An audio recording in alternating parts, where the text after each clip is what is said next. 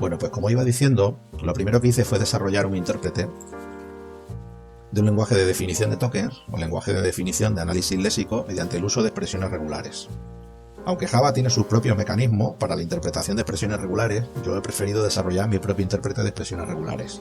De esta forma obtengo algunas ventajas, como pueden ser que aprendo a desarrollar mi propio intérprete y así mi proyecto no depende de librerías de terceros. Y otra ventaja que obtengo es que puedo adaptar el intérprete a mi propia semántica. Bueno, pues como digo, desarrollé un intérprete no solo de expresiones regulares, sino también un intérprete para un archivo de definición de análisis léxico. Lo que os voy a mostrar ahora es un archivo que contiene una estructura que me va a permitir definir los elementos que van a pertenecer a mi lenguaje de programación. Os lo enseño.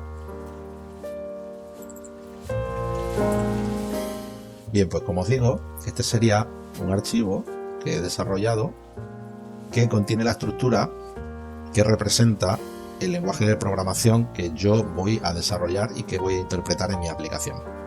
Este archivo de definición tiene su propia estructura, utiliza algunos elementos que son propios de un lenguaje propio de definición de análisis léxico, como por ejemplo son el doble asterisco, serían los comentarios, y determinados elementos que definen el inicio y el fin de determinados apartados o partes del archivo, como por ejemplo el apartado de configuración, el apartado de definición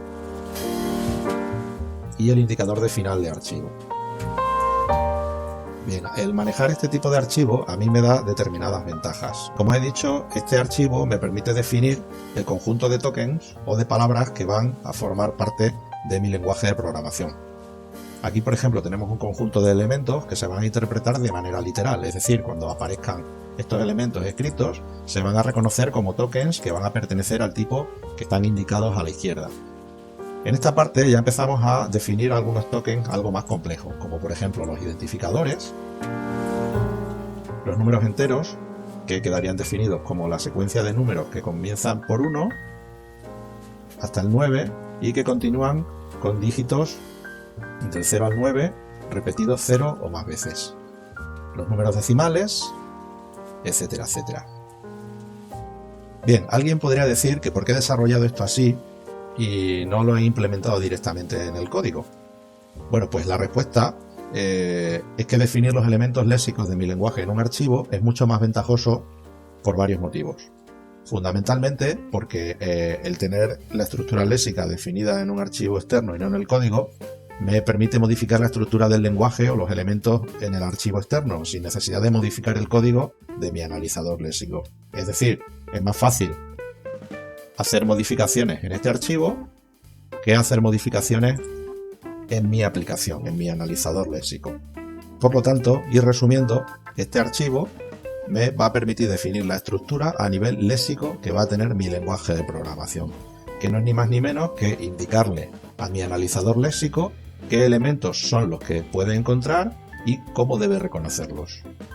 Bien, te he enseñado una versión de mi archivo de definición de análisis léxico, pero sí es cierto que posteriormente añadí una serie de funcionalidades adicionales para que este archivo fuese más completo y pudiese añadir características especiales.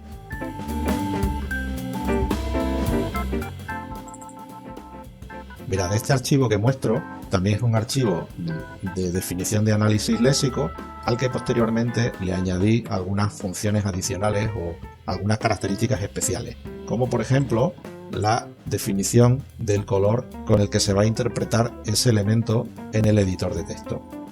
En este caso, todos los tokens que pertenezcan a la clase integer se van a interpretar con un color amarillo en el editor del analizador léxico. Este otro elemento pertenecería a la definición de un subprograma, es decir, un procedimiento de una función, el cual se colorearía de color rojo en nuestro analizador léxico. Bien, son funcionalidades que, como digo, añadí adicionalmente para completar mi analizador léxico. Bien, pues como dije anteriormente, para implementar esto ha sido necesario crear estructuras y clases que permitan importar este archivo de definición del lenguaje a nivel léxico. En otras palabras, ha sido necesario implementar un intérprete de expresiones regulares.